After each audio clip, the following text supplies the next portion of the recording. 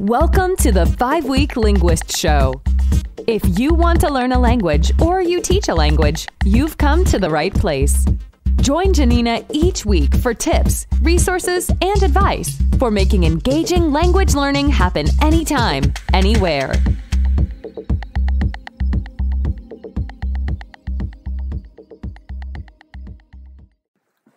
Welcome to the Five-week Linguist Show. We're talking about language learning during the summer. And the summer where maybe we're not going abroad as we had planned. So I wanted to share with you some hacks to learn languages anywhere. As I've shared with you, I have really missed traveling. I've really missed going abroad to learn languages. And this summer is no different. I'm traveling some, but really it's out of necessity. It's not for, I'm not spending the 5 weeks in Italy I wanted to do last year. And that's fine. You know, there are alternate ways to learn languages during the summer when you can't travel. And the upside of that is that you can save a lot of money, which is great. And I'm just going to share with you a few great apps to learn languages this summer on your phone and enjoying yourself at the same time. So my number one app right now, anytime that I'm in the A or B level, novice or intermediate, is Pimsleur. And I've talked about it. I think the app came out maybe a year ago or a year or two ago, and I couldn't be more thrilled. It's not cheap. I think it's $19 a month, but for me it's worth it because it's highly effective and I use it a lot. And right now I'm reviewing my Japanese. I lived in Japan for 5 years. I was never a super strong speaker. I never became an intermediate level speaker. I never moved into that B level despite living there for a long time. I lived in a very non-Japanese environment and I was teaching Spanish all day. So for me, I used to practice my Japanese, listen to my Japanese in the car. And I had very few opportunities to actually use it when I was out and about. And because I wasn't out and about in the city, I was at work, home. And it was those weekends when I could go around and practice my Japanese. And they never really became strong. My life just really wasn't, I had to really seek out those opportunities to interact with native speakers despite living in Japan. They would be really short interactions. With that said, Pimsleur really worked. Pimsleur's amazing. Pimsleur's a half an hour. And right now I'm reviewing my Japanese and I'm determined to get out of the intermediate level. I may aim for B2. I'm not really sure.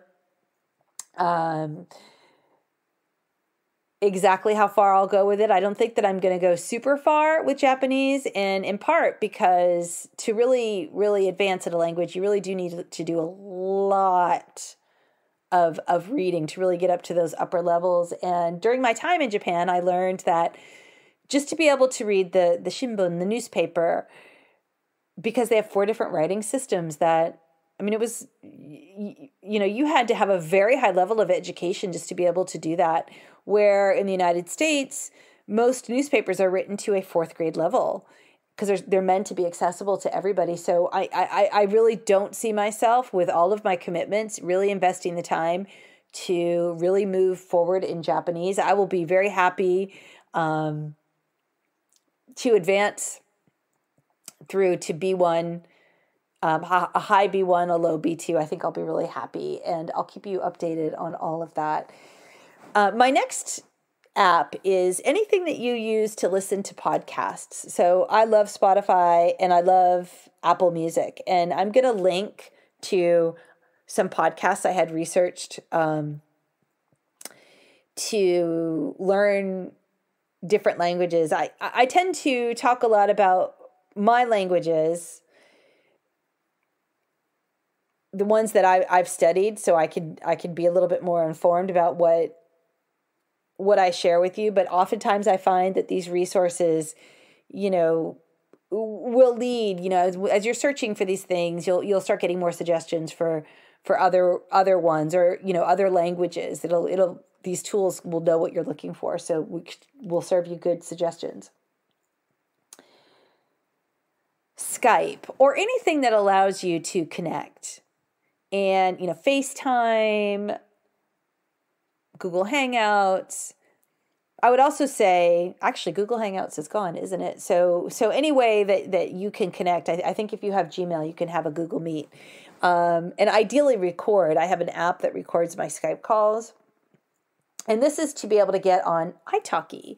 And last summer, instead of going to Italy, I had to stay home, and I did 5 weeks of italki, and I had 2 amazing tutors, and I studied 4 or 5 days a week for half an hour. I did my Italian lesson.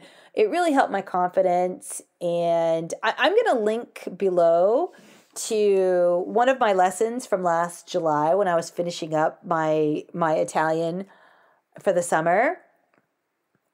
And just so you can see how it works, as you see, she's doing more of the talking, which is great because I'm learning a lot from her, but I'm also responding. So you can do that too. And if you're just an absolute beginner, you can do it on Skype. I think that I recorded this maybe on Skype, but any of these tools that allow you to basically video conference and record will work. Absolutely.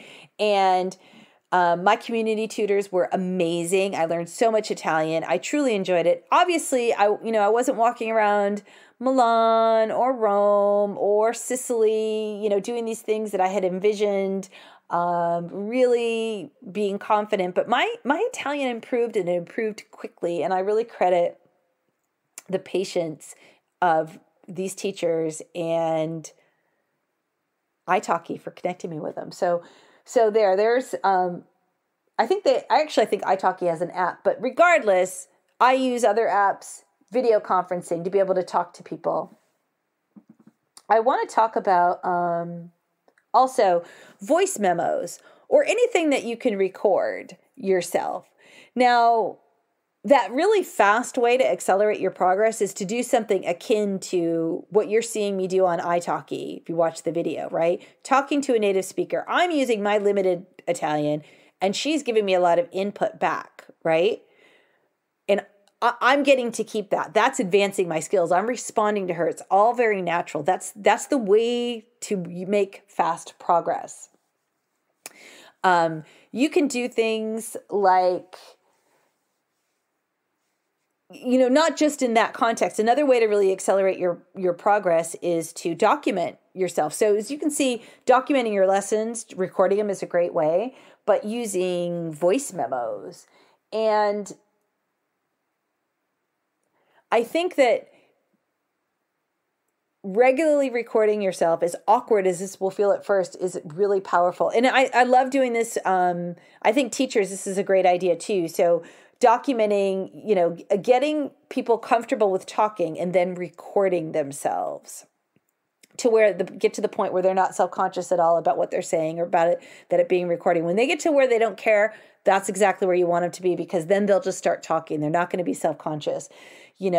Nothing terrible happened when they recorded themselves. And if you have any reservations about listening to yourself, don't worry, because you don't even have to listen to yourself. Listen to yourself in a year and think, wow, I made some amazing progress. But it's really great that it gets you the actual, if you say, okay, I'm going to record myself for 5 minutes about a certain topic, maybe bullet point out what you're going to talk about. I like to do that when I'm absolute beginner. I take my phrase books, I take my task notebooks that I've made, and I write it out.